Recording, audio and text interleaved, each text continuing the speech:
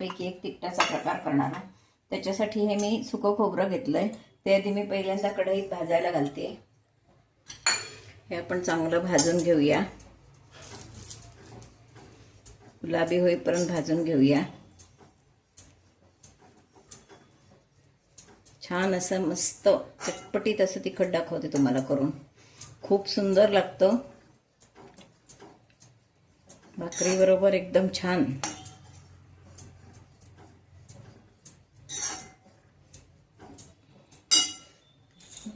पण छानपैकी हे खोबरं परतून घेऊया। त्यावर मी सुकी मिरची पण घालणार आहे, पण ती नंतर दाखवते। सुकी मिरची की भाजून झालेलं आहे।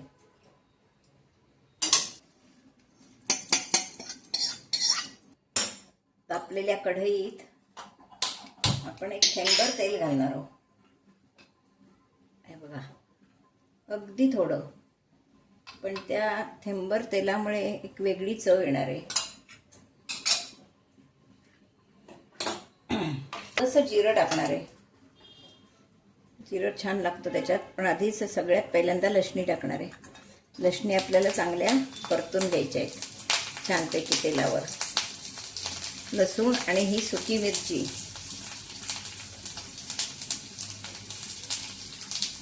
खूप सुंदर तिखटाचा प्रकार आहे हा, तोंडी लावणं। हे थोडंसं जिरं घातलंय, सगळं असं छान आपण परतून घेणार आहोत। त्याच्यावर मी दाणे पण घालणार आहे। हे मी भाजलेले शेंगदाणे घेतले, सगळी सालं काढली नाही। शेंगदाण्याची सालं चटणीत घालताना नाही काढली तरी पण चालतात। असं हे आपण छान आता जरा भाजून घेणार आहोत। थोड्या लसणी अशा परतून घेतल्या की एक म्हणजे त्याचा कच्चेपणा कमी होतो आणि वास छान येतो। आणि अगदी गुळगुळीत अशी आपण ही चटणी वाटणार नाही, थोडी भरभरीत अशी चटणी वाटणार आहोत। खूप सुंदर भाकरी बरोबर लागते। हे बघा, आता आपलं सगळं हे भाजलेलं आहे, तर हे मी घालवून टाकते। एकत्र करून घेते। एकत्र करून घेतलंय। आपण जरी सुकी मिरची घातली तरी त्याच्यात थोडं लाल तिखट घालणार आहे, पण ती पुरेशी नाही, ती फक्त मी खमंगपणाला म्हणून घातली आहे। तिखट घातलंय आणि मीठ घालणार आहे, प्रमाणे मीठ। हे तिखट आता आपण छानपैकी मिक्सरवर भरडून घेणार आहोत। अगदी गुळगुळीत करायचं नाही।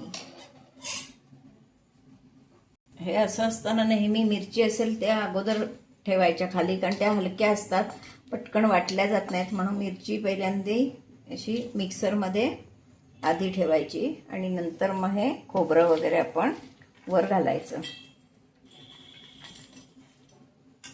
अशी चटणीचा प्रकार आहे। तर हे मी वाटून घेते। आपली ही छानपैकी तोंडी लावणं लसूण चटणी, लसूण खोबरं शेंगदाणे चटणी तयार। अगदी सहज 8-10 दिवस सुद्धा टिकू शकते, पण त्याला पाणी लावलेलं नाहीये। शेंगदाणे सुद्धा भाजलेले आहेत, खोबरं भाजलेलं आहे, लसूण सुद्धा आपण परतून घेतलेली आहे, त्याच्यामुळे हे तिखट 8 दिवस अगदी सहज टिकू शकते।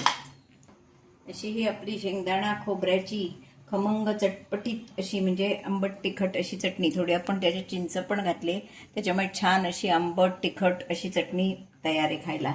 ही चटणी भाकरीबरोबर, भाताबरोबर, अगदी वरण भात असला आणि चटणी असली तरी सुद्धा काम होईल जेवताना। अशी ही सुंदर चटणी आपण दाखवलेली आहे। तुम्हीही नक्की करून बघा। आणि माझा व्हिडिओ जर तुम्हाला आवडला तर लाईक करा, शेअर करा, सबस्क्राईब करा, बेल आयकॉन बटन दाबायला विसरू नका। धन्यवाद।